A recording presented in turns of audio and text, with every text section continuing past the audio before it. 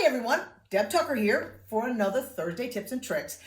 Today we're going to talk about one of the finishing things that everyone should do with their quilts, and that is autographing, signing, labeling, documenting your quilts. And, we're going to talk a little bit about some different ways to do it, but realize that this is important information that your family is going to appreciate you having.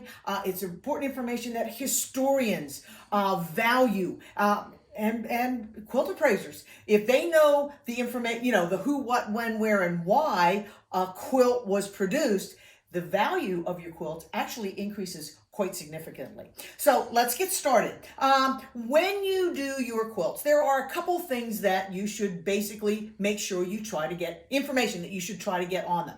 Most importantly is who made the quilt, where it was made, and when it was made. But you can also include information like it was presented to someone for a specific reason, and you can also include information like a fabric line that was used, or a special tool that was used, or you might also want to include a design source for your label, because many quilt shows, if you're going to hang a quilt, actually require acknowledgement of who created the design or the pattern for the quilts. Now, that can be added in several ways. If I'm really rushed for time, a lot of times what I'll just do is simply write with a permanent pen on the label. I'm glad I did that. This is an early quilt, an early Hunter Star quilt, and I know when and where, and that was one that I made.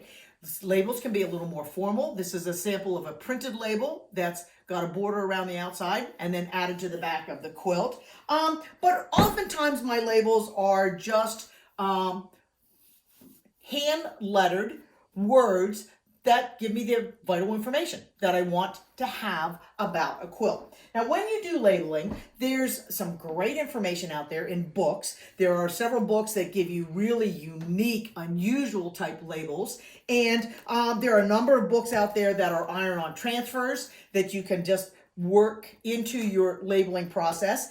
And there's some that are designed for you to trace to create a label. And I'm going to list all the books that I know and I have in my library on my description of the video. So you can click right on that link and see some of those books. One of the other things I've done over the course of the years is collect books that have great little sayings in them. These will help you make a little special comment or a special note on a label that makes it a little bit more personal. So those are some books and things that you might want to have in your library, but equipment-wise, it's pretty minimal. You're going to want to have freezer paper. I like to have spray glue and masking tape around, and I'll explain that why I do that in a little bit. I love to have permanent pens. Sharpies are my favorite. They come in different widths. Pigmas are the ones that I rely on frequently. And I also like to take advantage of the Frixion pens, which allow me to put information on a label with a temporary pen. If I like it, trace over it with a permanent pen. But if I don't like it, just hit it with a hot iron, take it off, and try it again. And of course, a regular pencil is always a handy thing to have. There's one other thing that you're frequently going to use when you're creating labels, and that is a light box. I have one that is made specifically for that. But if you don't have a light box, you can take advantage of a sunny window. You can take advantage of a piece of frame, window or a piece of framed glass, and simply separate a dining room table, put your glass on top, put a lamp underneath, and you have a makeshift light box. But I'm going to talk to you first about how I make labels from a cute little label project. This is a label that I made just last night. It was in a label book, and rather than trying to create this label with the book, the first thing I did was head to my photocopier and made a photocopy of this. I decided whether or not that was the right size, and I actually made one a little bit bigger to see if that's what I wanted. but I decided that the original was what I wanted. But working with a single sheet is going to be a whole lot easier than working with a book. Now, once I have the design, the next thing that I need to do is to take a piece of muslin, take a piece of freezer paper, and add a piece of freezer paper to the back of the muslin. Now, if you've never done this, freezer paper has a shiny side and a dull side. The shiny side is what you're going to want to place against the wrong side of your fabric, and all you need to do to adhere it is simply press that with a dry iron.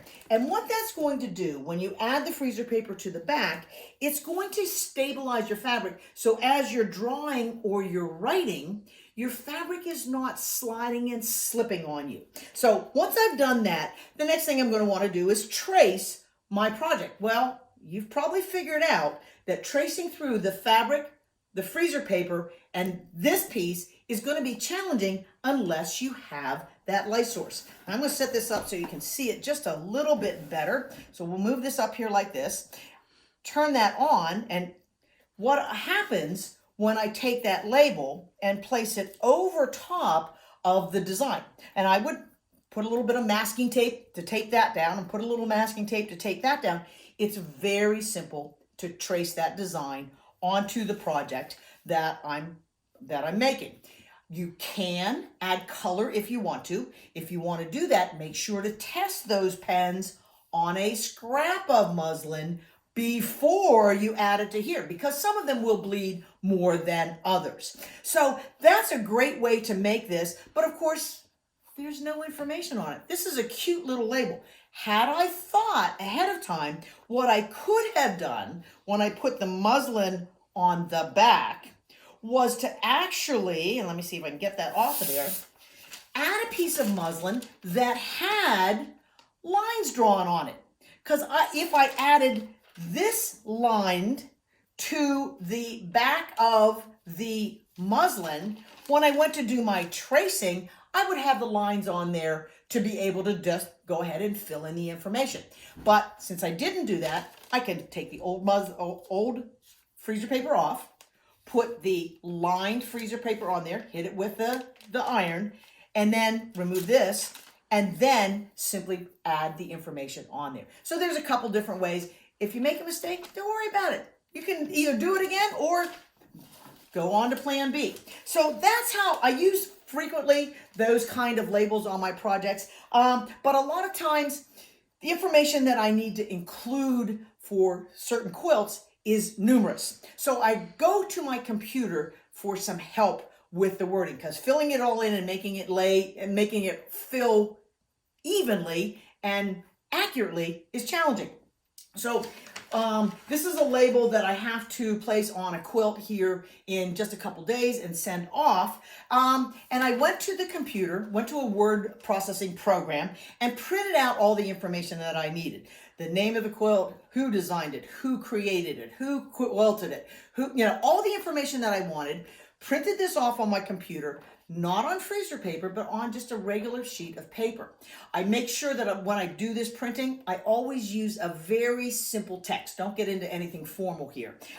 But this piece of paper then, this is where the spray glue comes into handy. I can add the spray glue, place this on my light source, take my muslin backing, which is usually what I use. It's just either a bleached or an unbleached muslin.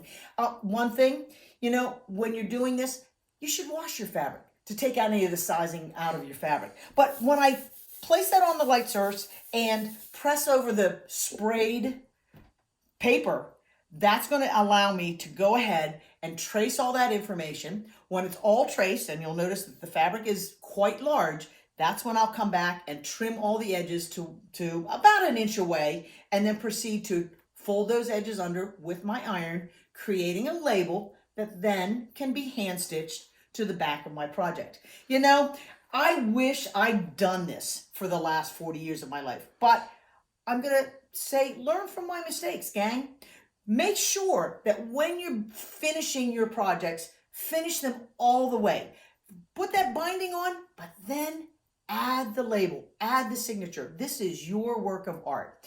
And so hopefully you're all going to do that. Now, I'd like to let everybody know how much we have appreciated your business and your efforts to join us here at Studio 180 Design. And to do that, we are placing on our website the directions for making these great little ornaments. They can be made from 5-inch squares. They're made with the Rapid Fire Lemoyne Star tool. You can turn them into ornaments if you would like, or skip the ribbons and turn them into coasters. But this is free for anybody who'd like to print them out. You can go to the downloads page on our website and you can still get a couple of them done before the holidays get here. So take care, everybody. Enjoy the free ornaments.